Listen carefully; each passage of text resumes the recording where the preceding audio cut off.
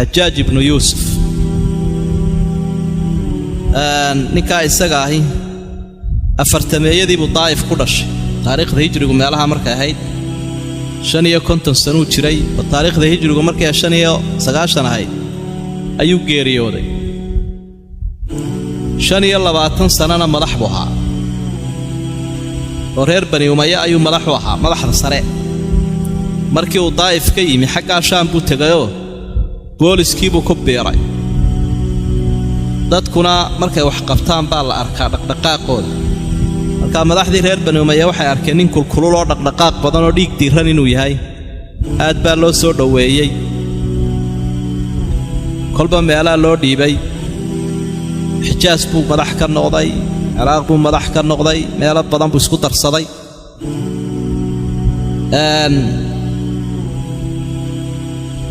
cabdulmalik ibnu marwaan ayaa markaa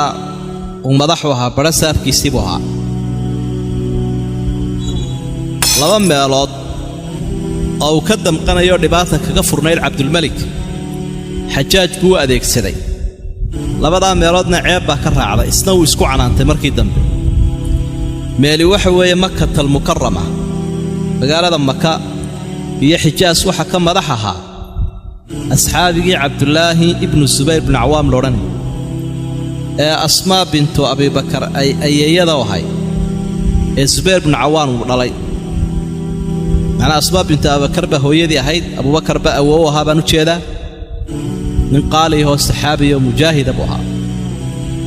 markaa madax buu ka ahaa intaa aan idhaahdo xijaas iyo maka iyo madiina iyo inaha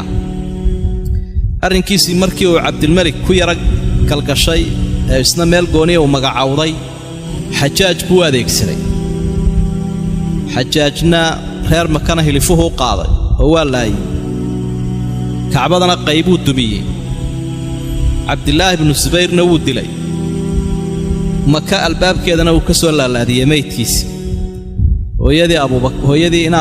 ina abubakare cabdilaahi dhashayna wuu u tegayoo uu ku tiiqtiiqsaday markaa wuxuu idhi ka warran maxaan kuu qabtaa hooye maxaan kuu qabtaa buuhi isagoo ku jeesjeesaya anigu hooye kuuma hibayt laakiin ninka halkaa aad ka soo laalaadisay maydkiisaan hooye wah kaasi wuxuu ahaabay dhulbi'is buu ahaa buui dhulbi'is dalkiiyo dadkaanu ka qabannay adigaa dhulbi'isa bayti nebiga waxaan ka maqlay isagoo leh reer haqiif waxa ka soo bixi doona beenaale iyo mid mubiira oo waxhalaaga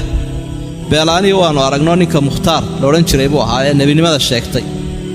adiguna kii dadka halaagaya iyo dalka inaad tahay baan ku arka laakinnii mubiirulmunaafiqiin mubiir iga soo qaad ku wax baabi'iya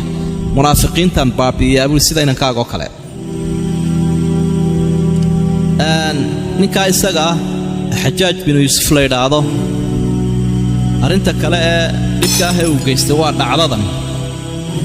iyaduna aadka u adkayd dhacdadan imanka aynu ka sheekaynayn dhaclo sahlan maaha dhacda uu ku dilay weye 130,000 oo qof oo muslimiina oo taabiciintii u badnaa 130,000 oo culimadii iyo madaxdii iyo acyaantii iyo mujaahidiintii u badnaa ayaa halkaa uu ku dilay